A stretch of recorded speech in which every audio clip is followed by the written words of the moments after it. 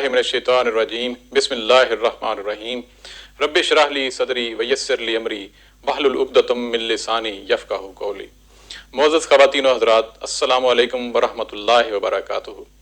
زکوٰۃ تزکیہ سے مشتق ہے اور اس کے معنی یہ ہیں کہ مال کی پاکیزگی۔ خیال رہے کہ مال کی پاکیزگی اس وقت ہو پائے گی جب مال خود پاک ہو۔ ناپاک مال سے جو حرام طریقے سے ارن کیا گیا ہو، نہ اس سے حج ہے قابل قبول، نہ اس سے صدقہ ہے، نہ اس سے زکوٰۃ ہے۔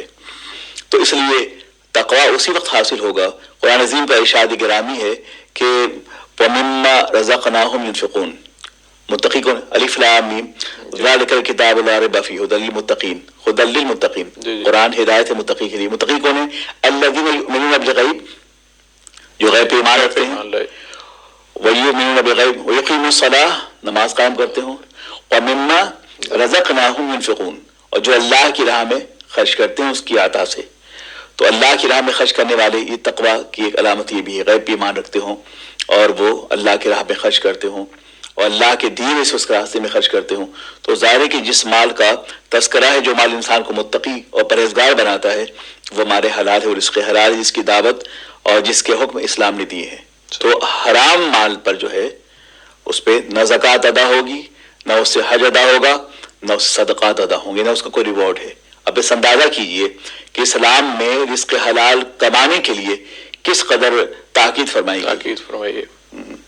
اس لیے یہ بہت بڑی کنڈیشن آپ نے جس طرح بات کی کہ حرام مال جو ہے، اگر ایک آدمی کاروباری جو ہے وہ اگر بزنس میں جھوٹ بول لیتا ہے تو وہ کویشچن مارک ہو گیا پھر اس کا مطلب؟ یس آف کورس، اس میں کیا ہے بھائی، اسلام جس انٹیگریٹی کو، جس معاشرے کی تشکیل اسلام چاہتا ہے، اس کے بنیاد کا پتھر ہرگز کو ایسا نہ ہو جو کسی اور کی دیوار سے استعارہ لیا گیا ہو۔ اسلام چاہتا ہے کہ ایسے خالص معاشرے کی تشکیل جہاں احکام الہی ہو اور جہاں صرف اور صرف حلال ہو۔ اور رزق حلال جب آپ کمائیں گے تو اس کے اثرات، اس سے پہلے بھی ہماری آپ کی گفتگو ہو چکی ہے کہ رزق حلال جب ہم کمائیں گے اور کھائیں گے، اس کے اثرات نفسیات پر بھی ہیں، عادات و خصلت پہ بھی ہیں، اعضاء و جوارح پہ بھی ہیں، اعضاء و جوارح پہ بھی ہیں، حرکات و سکنات پہ بھی ہیں، سوچ پر بھی ہے، دل اور دماغ کی بلڈ اپ پہ بھی ہے۔ یہ تو اپنی شخصیت ہے، شخصیت، کردار و عمل۔ لیکن جب ایک دوسری نسل منتقل ہوتی ہے ہم سے تو اس پہ بھی ہے، بچوں پہ اس کا اثر پڑتا ہے۔ یہ وجہ دیکھا گیا کہ بڑے بڑے مالدار لوگوں کے بچوں میں جب بغاوت پیدا ہوئی اپنے ماں باپ کے حوالے سے، اپنے بزنسز کے حوالے سے، اپنے خاندان کے حوالے سے، ان کے رویوں کے حوالے، جب وہ راستے سے اتر گئے تب انہیں اندازہ ہوا کہ شاید ہم نے کہیں میں کمی ضرور کی تھی۔ اس لیے رزق حلال کی بہت ساری برکات ہیں۔ سب سے بڑی جو اس کی نحوست ہے وہ یہ کہ اس سے قطع نظر کے گناہ ہے، قطع نظر کے اللہ کا غضب حاصل کرنا ہے، قطع نظر اس سے کہ خدا کی بارگاہ میں ہماری عبادت قابل قبول نہیں ہوتی، یعنی کہ دعاؤں کی قبولیت کے بھی تو اس کے حلال کھانا شرط ہے۔ عام طور لوگ یہ کہتے ہیں کہ ہماری دعا قبول نہیں ہوتی، مسجد حرام میں دعا کر رہے ہیں قبول نہیں ہو رہی ہے، مسجد اقصی میں دعا کر رہے ہیں قبول نہیں۔ آخر دعا کے قبول نہ ہونے کی وجہ کیا ہے؟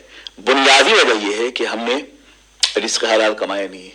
جب رزق حلال ہم کمائیں گے تو انشاءاللہ اس کو فیوزات و برکات سے ہماری دعائیں مقبول ہوں گی اور پھر باب اجابت الہی کھلے ہوں گے ہمارے لیے، بے شک، اور اس کے اثرات ہمارے بچوں پہ ہوں گے، آئندہ نسلوں پہ ہوں گی۔ بے شک بے شک۔ تو اس لیے رزق حلال تو مما رزقناہم ينفقون، کہ جو اللہ کے دیے سے اس کے راستے میں خرچ کرتے ہیں۔ تو ظاہر کہ اللہ سے دیے سے مراد کیا ہے؟ اللہ جو ہمیں عطا فرماتا ہے وہ رزق حلال ہے، حرام تو نہیں۔ ایک چیز یہاں پہ اور ہے کہ کئی لوگ جو ہیں وہ رزق کے ان کے اسٹور میں ایسی چیزیں ہیں جو کہ حرام ہیں، جس طرح بعض کا ایسی پیکنگ ہے، اس کے اندر ایسے اجزاء ہیں، یہ پورک کا وہ ہے یا کہیں نہ کہیں الکوہل کا بزنس اس میں شامل ہے۔ تو ایسی چیز سے پھر وہ صدقہ خیرات بھی بعض کا دیکھتے ہیں کہ بہت زیادہ کر رہے ہوتے ہیں۔ تو وہ ان کے بارے میں تھوڑا سا بتائیے کہ ایسے بعض چیزیں ہیں، اجزاء ہیں، چلے الکوہل کا کاروبار وہ بے شک ضائع کرتے ہوں، لیکن ایسی پیکنگ کی بہت ساری ایسی چیزیں ہیں کھانے پینے والی جس کے اندر جو ہے وہ اجزاء شامل ہیں، تو وہ انہیں بھی احتیاط کرنی چاہیے یا آپ جیسے بلا شبہ یہاں رہتے ہوئے جس قدر ممکن ہو سکے ہمیں بچنا چاہیے، احتیاط کرنی چاہیے۔ احتیاط بھی تقویٰ کے کئی حصوں میں ایک حصہ ہے احتیاط، اور احتیاط تو یہ ہے کہ آدمی اس بات کو محسوس کرے کہ اگر اس میں قطعی طور پر شک اور شبہ بھی ہو اگر ہے تو ہم اس سے بچنا چاہیے، اور یہی احتیاط ہے۔ اور احتیاط کے تقاضوں میں یہ ہے کہ بندہ کے دل میں جب خدا کا خوف ہوتا ہے اور یقین ہوتا ہے اللہ کی ذات پر کہ ہم اسے نہیں بیچنا، اس کے بعد اللہ مجھے عطا فرمائے گا. تو ایسا نہیں کہ جو لوگ یہاں حرام کاروبار نہ کرتے ہوں، اس طرح کی احتیاط نہ برتتے ہوں، ان کے ہاں جو ہے وہ مالوں کی کمی ہے، بلکہ یقین اللہ عطا فرمانے والا ہے. کچھ لوگ اپنے کاروبار سے بہت خوش ہیں، یہاں تک کہ وہ اپنے کاروبار کو ایسی چیزیں رکھتے ہیں جس پہ اعتراض کیا جائے اور جو حلال نہ ہو. اور اس ملک میں تو خاص طور پہ کیونکہ گورنمنٹ بھی آپ کا ویلفیئر کا وہ سارا سسٹم نظام چلا رہی ہے، ایسا ممکن نہیں ہے کہ آپ کے پاس کچھ بھی نہ بچے اور بالکل آپ سڑک پہ ہوں. گورنمنٹ تو آپ کو ایسے بینیفٹ بھی دے رہی ہوتی ہے ساری چیزیں. بالکل. تو یہ سب سے بڑی بات یہ ہے کہ آدمی اپنے اوپر اگر وہ رزق حلال کھانا چاہتا ہے، اور تو دیکھا ہی گیا ہے کہ اللہ نے اس میں اتنی برکتیں عطا فرما دی ہیں جی تو پھر وہ کسی کا محتاج نہیں رہا ہے، اور رزق حلال پھولتا پھلتا ہے. صحیح. ہاں، اور اس میں طبیعت میں قرار رہتا ہے. حرام آدمی جتنا چاہے کمائے اور کھائے، اس میں اسے کبھی سکون نہیں حاصل ہوتا، اور اضطراب کی کیفیت رہتی ہے، پریشانی میں گھرا ہوا ہوتا ہے. اس کے پاس سب کچھ ہوتا ہے مگر وہ شکوہ کر رہا ہوتا ہے ہمارے پاس کچھ نہیں ہے. اور ایسے لوگوں کی بہت ساری مثالیں ہم میں اور آپ میں موجود ہیں. صحیح صحیح.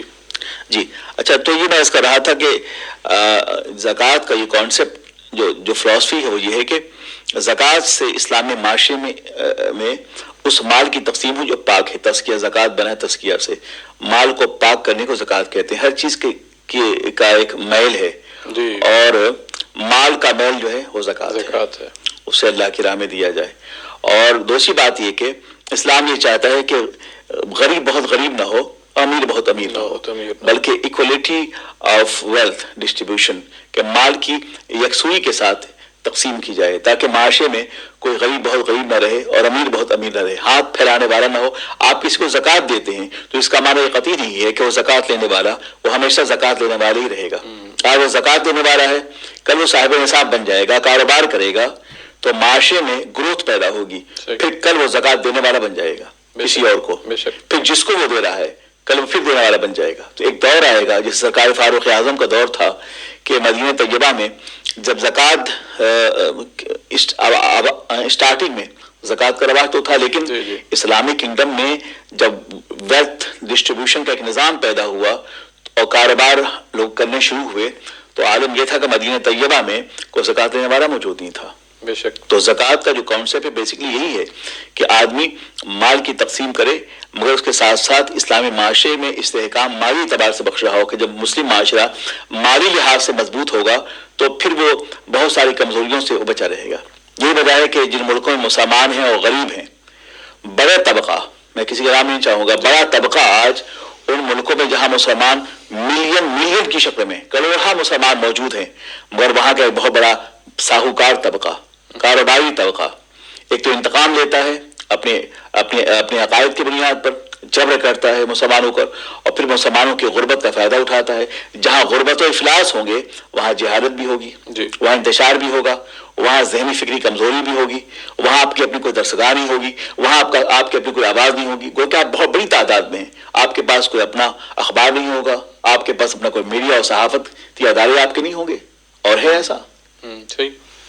اس کی بنیادی وجہ یہ ہے کہ زکوٰۃ کے ڈسٹریبیوشن کا جو قاعدہ ہے، جو کرائیٹیریا ہے، ہم اسے اپنائے نہیں ہیں. تو اگر مسلمان معاشرے میں زکوٰۃ کی تقسیم کا باضابطہ اہتمام ہو اور دیانتداری سے تقسیم کیے جائیں تو انشاءاللہ مسلم معاشرہ جو ہے بہت ہی مستحکم ہوگا، جو اس سے زکوٰۃ کا مقصود ہے اور اس کا مطلوب بھی. یہ بالکل. اور کئی جگہوں پہ ایسا بھی ہے، کوئی کوشچنز ایسے بھی آتے رہے کہ عام طور پہ یہ اسٹیٹ کی ذمہ داری بنتی ہے. اور پرانے دور میں اگر دیکھا جائے، صحابہ کے دور میں بھی، بلکہ حضرت ابوبکر صدیق کہ بہت سے لوگ جو ہے زکوٰۃ جب نہیں دیتے تھے تو آپ نے ان کے خلاف ایک قسم کا جہاد کیا. بالکل. اور اس اعتبار سے اگر آج کی بھی اگر اسٹیٹ ہے، اگر کوئی وہ سختی کر سکتی ہے کسی چیز سے، اگر کوئی نہیں دینا چاہتا تو اسٹیٹ جو ہے وہ سختی سے لے سکتی ہے. آج بھی یہ اپلیکیبل ہے. ایک چیز جیسے آپ نے کہا کہ کچھ ممالک ایسے ہیں جہاں پر بینک جو ہے خود بخود لوگوں سے زکوٰۃ لے لیتے ہیں. اب لوگوں کی شرافت یا دیانت کہیے کہ اس پہ لوگ شکوہ نہیں کرتے، لیکن یہ ملک کی بہت بڑی ذمہ داری. قوم زکوٰۃ نہ دے تو مملکت اسلامیہ جبراً ان سے زکوٰۃ وصول کرے، ہے نا جی. کہ اگر مملکت اسلامیہ خود اگر لوگوں سے وصول کر کے اس کا استعمال صحیح نہ کرے، اس کو صحیح راستے پہ نہ لگائے، ڈسٹریبیوشن کا جو نظام ہے اس کرائیٹیریا کو فالو نہ کرے جی. اگر وہ صحیح طریقے سے فالو کرتی وہ مملکت تو آج غربت نہ ہوتی، صحیح، آج لوگ بھٹکتے ہوئے نہ ہوتے. بے شک. آپ بتائیں نا جن ملکوں میں نظام رائج ہے وہاں انہوں نے کتنے غریبوں کا گھر بنوا کے ان کو دیا ہے, کتنوں کو نوکری ملی ہے, ان غریبوں کے لیے کیا پالیسی ان کے پاس. غربت تو بڑھتی جا رہی ہے, صحیح. سرمایہ دار طبقہ کل سے زیادہ مضبوط ہے, اور سرمایہ دار طبقہ جو ہے وہ ہے ان کے پاس دولت کی ریل پیل ہے. آپ پوچھیں نا ان سے اتنا پیسہ کہاں سے آیا. ایک آدمی کل تک وہ فقیر تھا, سائیکل نہیں اس کے پاس تھی, اور جب سے وہ ایم پی اے بن گیا اس کے بعد دیکھیے مینشن بھی ہے, بنگلو بھی ہے, گاڑی بھی ہے, سب کچھ اس کے پاس ہے. تو یہ 5 سال میں ممبر آف پارلیمنٹ بننے کے بعد یہ تمام چیز تمہارے پاس کہاں سے آ گئی, اور کہتا ہے جی ہم تو ہمارے پاس سب کچھ ہے, کوئی سے پوچھنے والا نہیں ہے. لیکن اس کے برخلاف اگر آپ دیکھیں تو یورپی اسٹیٹ میں, ملک میں جہاں ہم رہتے ہیں, وہاں پر زکوٰۃ نامی کوئی چیز تو نہیں ہے گورنمنٹ کی طرف سے, لیکن گورنمنٹ بہرکیف آپ سے جب ٹیکس لیتی ہے تو ان ریٹرن کتنے فوائد ہیں. یہاں پر آپ کا کالج فری ہے, آپ کے اسکول فری ہیں, آپ کے میڈیکیشن فری ہیں, آپ کے ڈاکٹرز فری ہیں, بہت سارے مراحل فری, بہت سارے بینیفٹس آپ کے پاس ہیں. حکومت نے یہ وعدہ کر رکھا ہے آپ سے کہ آپ کو شیلٹر دیں گے, آپ کو ہم اسٹیٹ کا جو کانسیپٹ ہے, روٹی کپڑا اور مکان, یہ تینوں چیزوں آپ کو یہاں میسر ہیں. اچھا یہاں پہ ایک نقطہ ہے کہ اگر ایسی جگہوں پہ, خاص طور پہ اگر یو کے کی چلو مثال لیتے ہیں, کئی لوگ جو ہیں وہ پورا ٹیکس ادا نہیں کرتے. اب جو ٹیکس ادا نہیں کرتے کیونکہ اس ٹیکس سے ایسے لوگوں تک وہ مال پہنچتا ہے, جس طرح آپ نے کہا کہ ویلفیئر کا, کئی لوگ غریب ہیں یا ان کی میڈیکل کا خرچہ ہے, اسکول کا خرچہ ہے, یا دیگر جو باقی فلاحی معاملات ہیں, جو ٹیکس نہ دینے والا ہے وہ انڈائریکٹلی لوگ کہتے ہیں, بعض اسکالر کہتے ہیں کہ وہ مجرم ہوتا ہے, کیونکہ وہ گورنمنٹ کو اگر وہ ٹیکس نہیں دے گا تو گورنمنٹ پھر ادھر سے وہی پیسہ جو ہے وہ غریبوں میں دے گی. وہی میں کہہ رہا ہوں, جو بھی ٹیکس کو آپ کسی نان مسلم اسٹیٹ میں ہم ٹیکس پے کرتے ہیں وہ زکوٰۃ کا متبادل تو نہیں ہے نا, لیکن بہرکیف کسی بھی ملک کو رن کرنے کے لیے اس میں جو ہے اس کے رگوں میں خون ڈالنے کے لیے ویلفیئر اسٹیٹ کو باضابطہ آرڈر آپریٹ کرنے کے لیے جو چیز ہے وہ ٹیکسیشن ہے, اور ٹیکسیشن کے نظام کو اگر صاف و شفاف بنایا جائے تو ملک میں غربت کا خاتمہ ہوگا. آپ یہاں دیکھ لیجئے, یہاں عالم یہ ہے انصاف کا کہ میں ایک بار یہاں, یہ غالباً 2001 یا 1999 کی بات ہے, یہاں ایک منسٹر نے صرف اس لیے اس نے ریزائن کیا تھا, ہاؤس آف کامن کا منسٹر تھا, اس نے اس لیے صرف ریزائن کیا تھا کہ بھول کر ایک قلم آفس کا جیب میں لے کر وہ اپنے گھر چلا گیا تھا. بعد میں سی سی ٹی وی کیمرہ میں معلوم ہوگا کہ اس نے اپنا یہ آفس کا قلم لے کر وہ اپنے گھر چلا گیا. تو دوسرے سے پوچھا گیا کہ آپ آفس کا قلم لے کر آپ گھر کیوں گئے, سی سی ٹی وی کیمرہ میں آ گئی بات. تو اس نے کہا میں بھول گیا تھا, بھول کر جو اپنا قلم لے کر آفس کا میں گھر چلا گیا. تو اس سے کہا گیا کہ جب تم ایک آفس کے قلم کی حفاظت نہیں کر سکتے تو پھر اس قلمدان کی تم کیا حفاظت کرو گے جو تمہارے ذمے ہے. میں ناظرین سے کہوں گا کہ یہ یہاں اس وقت ہیں, یہ برطانیہ, جہاں کے ایک منسٹر سے بھول سے آفس کا قلم لے کر اپنے گھر چلا گیا. تو اس سے یہ بات پرس ہوئی سی سی ٹی وی کیمرہ میں کہ تم لے کر گئے تھے, کیوں لے چلے گئے آخر. تو اس نے کہا میں بھول کر گیا تھا. تو کہا جب تم قلم کی حفاظت نہیں کر سکتے تو جو قلمدان تمہارے ذمے ہے اس کی کیا حفاظت کرو گے. آپ اندازہ کیجیے. اور یہ دیکھیں جائیے اس کو ریزائن کرنا پڑا. وہی میں کہہ رہا ہوں نا کہ یہ اس کو ریزائن کرنا پڑا. کیا ایسی مثال ہمارے ملتی. ابھی کیا لاک ڈاؤن ہے نا, لاک ڈاؤن ہے, آپ جا کر دیکھیں اس وقت جو ہے, میں پاکستان کے بارے میں بہت زیادہ نہیں کہہ سکتا, ہندوستان میں دیکھ رہا ہوں کہ بامبے سے, دہلی سے لوگ پیدل اپنے گھروں جا 700 میل 800 میل اپنے کاندھے میں بچوں کو اٹھائے ہوئے ہیں, خواتین, چھوٹے بچے, بوڑھے, وہ سڑکوں پہ جا رہے ہیں جو مائیگرینٹ ورکر ہیں کہ بھائی ہمارے پاس تو بامبے میں کچھ نہیں کھانے کے لیے, ہمارے پاس کچھ نہیں, ہم کیا کریں, یہاں میں تو مر جائیں گے. اور ٹرانسپورٹ بند ہے, ٹرین بند ہے, جہاز بند. ان ملکوں نے کیا کیا ہے, یعنی کہ جن کا عالم یہ ہے کہ جو خود وزیر اعظم گھومنے اور ٹہلنے کے لیے کروڑوں روپے کا جہاز خریدتا ہے نہیں, اپنے سبستان کو سجانے کے لیے مور دین 5 to 6 کروڑ روپے روزانہ اس کی سیکورٹی پہ خرچ ہو رہے ہیں. اس کی عوام کا یہ حال ہے بیچارے کہ وہ در بدر ٹھوکریں کھا رہے ہیں. اب بتائیں کہ ایسے ملک میں جہاں پر کیا وہاں ٹیکسیشن کا نظام نہیں ہے, اس طرح بہت سارے عہدوں سے ممالک ہوں گے. جی بالکل, اس کا اندازہ کریں آپ. تو یہ ممالک کیا کر رہے ہیں آخر, اپنی قوم پہ ظلم اور جبر کے نتیجے میں ان کے سوکھی ہوئی ہڈیوں پر اقتدار کی کرسی رکھی جا رہی ہے. اب میں یہ بات کر رہا ہوں بطور انسانیت. ایسے ہی ہے. ہاں, دنیا میں جہاں بھی انسانوں پہ ظلم ہو, بطور انسانیت ہمیں ہمدردی ہونی چاہیے, مذہبی رنگ و روپ سے الگ اٹھ کر. بے شک, جہاں بھی انسانیت پہ ظلم ہوگا, ہم انسانی برادری کا ہمارا ایک حصہ ہے, ہمارا طرز ہے, اور اسلام نے ہمیشہ انسانی اقدار کے تحفظ کے لیے ہمیشہ کوشش کی ہے. بے شک. اور یہ دیکھیں نا سب سے بڑی مسائل جو ہے، ہم جس طرح کچھ دن پہلے ہم شخصیات کی بات کر رہے تھے، اسلامی شخصیات کی، اور اس سے زیادہ بڑی کیا اچھی مثال مل سکتی ہے جو حضرت عمر رضی اللہ تعالیٰ عنہ کے، کسی نے دیکھا کہ آپ کام کر رہے ہیں ایک آفس میں، اور وہاں پہ جب خلیفہ تھے تو انہوں نے ایک جو چراغ تھا وہ بجھا دیا اور دوسرا جو چراغ ہے وہ جلا دیا. تو دیکھنے والے نے کہا کہ اے امیر المومنین، آپ نے یہ چراغ بند کر دیا، وہ جلا دیا، وہ بھی تو روشنی دے رہا تھا. آپ نے فرمایا وہ جب وہ چراغ جل رہا تھا اس وقت میں اسٹیٹ کا کام کر رہا تھا، اب میں نے اپنا جو ہے ذاتی کام کرنا تھا تو میں پھر ذاتی چراغ جو ہے جلاؤں گا. یہ ہیں مثالیں ہمارے سامنے. حضرت علی کا واقعہ ایسا ہوتا ہے کہ وہ خلیفہ تھے تو آپ چراغ جل رہا تھا، کوئی آیا آپ سے ملے، آپ سے ذاتی گفتگو کے لیے، آپ نے چراغ گل کر دی. پوچھا اب کیا بتاؤ گا؟ آپ نے چراغ گل کر دیا.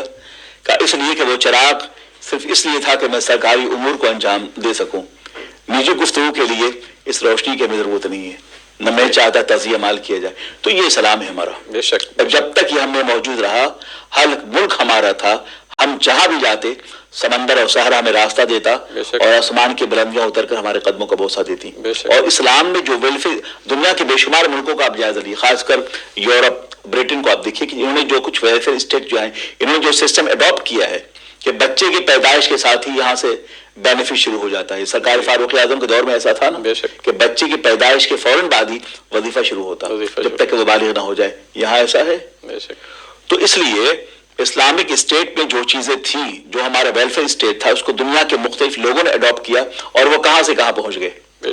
لیکن ایجادات تو ہمارے تھے، مگر ان ایجادات کے نتیجے میں ہم نے اس پہ باضابطہ اس کے تسلسل کو باقی نہیں رکھا، اس سے مسلسل عمل نہیں ہو سکا. درمیان میں ایسے عمرہ آئے، ایسے وزراء آئے جنہوں نے اسلام کے اس نظام حیات سے بغاوت کیا، جس کے نتیجے میں آج پوری قوم جو ہے وہ ایسے راستے پر ہے جہاں تباہی ہے، بربادی ہے، غربت ہے، مسکنت ہے. حضرت علی نے فرمایا نا کہ اگر کوئی شخص رات کے وقت بھوکا سوتا ہے تو یہ سمجھو کہ اس کا لقمہ کسی نے کھایا ضرور ہے، اس کا رزق کسی نے مارا ضرور ہے. ورنہ اللہ تعالیٰ وہ ہر ایک کے رازق ہے، وہ کسی کو بھوکا نہیں سلاتا. تو آج ہمارے معاشرے میں بھوک ہے، افلاس ہے، تو یہی وجہ ہے. دیکھنا وہ دجلہ کے کنارے کتا اگر پیاس سے مر گیا ہے تو وہ بھی اسٹیٹ کو جو آنسر. اب آپ دیکھیں کتنی بڑی بات ہے، کتنی بڑی بات ہے. میں نے یہ واقعہ غیر مسلم کو بھی سنایا. ہم نے کہا ہمارا اسلام تو وہ ہے کہ حضرت عمر فاروق جو ہمارے دوسرے خلیفہ تھے، وہ کہتے ہیں کہ دریا دجلہ کے کنارے اگر ایک مرا ہوا کتا ہی ملا تو اس کے بعد میں عمر سے پوچھ ہوگی. اور واقعہ ایسا تھا، یہیں گلاسگو ہی کا واقعہ ہے کہ سردی کا زمانہ تھا اور دروازے پر دو پولیس والے آئے اور انہوں نے ہمیں ایک کتے کی تصویر دکھائی کہ بھائی یہ کتا جو ہے وہ کہیں جو پالتو کتا ہے. آپ پتہ ہے کہ یہاں کے لوگ مقامی طور پہ شاید انڈو پاک کے لوگ اس بات کو کس انداز سے لیں، لیکن بہرکیف یورپ میں لوگ گھر پہ کتے پالتے ہیں اور لیکن اتنے مہذب ہوتے ہیں کہ گھر گھر میں یہاں کتا ہے اور کہیں آواز نہیں ہوتی. اس کی وجہ سے بعض میں ٹریننگ کی جاتی ہے. تو بہر کے پولیس والے سخت سردیوں میں ہمارے پاس آئے، وہ اسنوئنگ ہو رہی تھی. اس نے ایک فوٹو دکھایا اور کہا تم نے اس کتے کو کہیں دیکھا ہے، یہ کہیں گم گیا ہے. تو ہم نے کہا کہ نہیں. تو اس نے کہا ذرا بیک گارڈن میں آپ دیکھ لیں. میں کہا ٹھیک ہے، میں بیک گارڈن میں چیک کر لیتا ہوں، اگر یہ کہیں ملتا ہے ہمارے یہاں تو میں آپ کو فون کر دوں گا.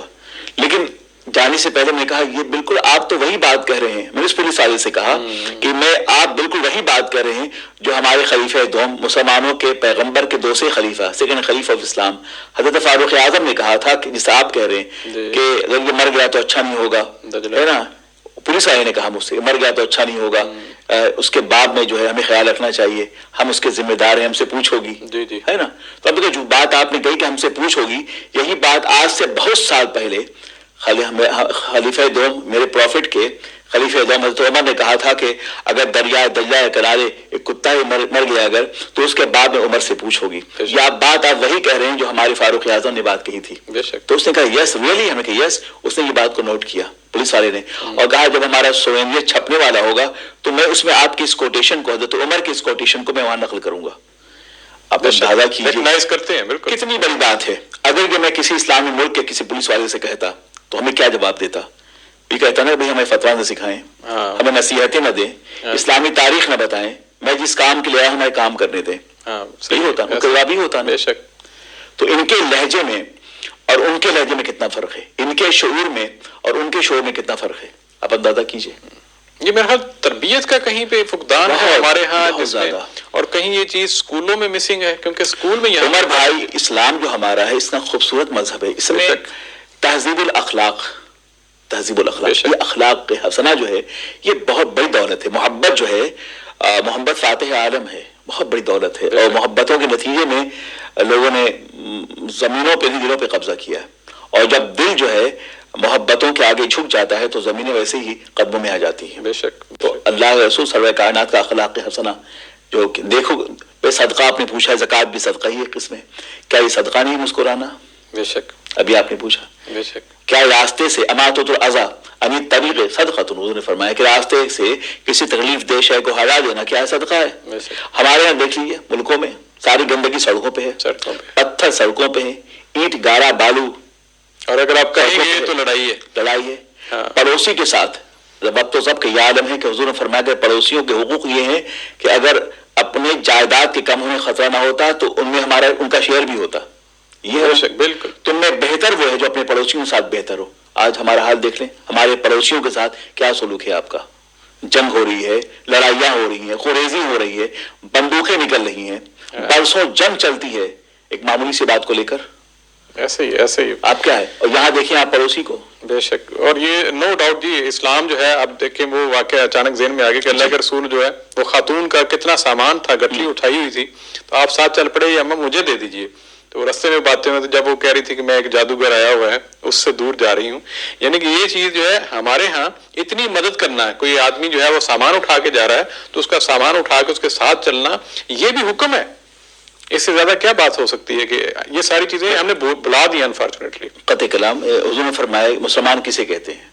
اگر آپ پوچھیں کہ مسلمان کی تعریف کیا ہے تو اللہ کے رسول نے ارشاد فرمایا مسلمان وہ ہے، کیا وہ نماز پڑھتا ہو 5 وقت صرف وہ نماز ہے مسلمان ہے، جو صرف حج کیا ہو وہ مسلمان ہے، جو صرف عمرہ کرتا ہے وہ مسلمان ہے، یا اسلامی لباس میں دکھتا ہو صرف وہ مسلمان میں نہیں۔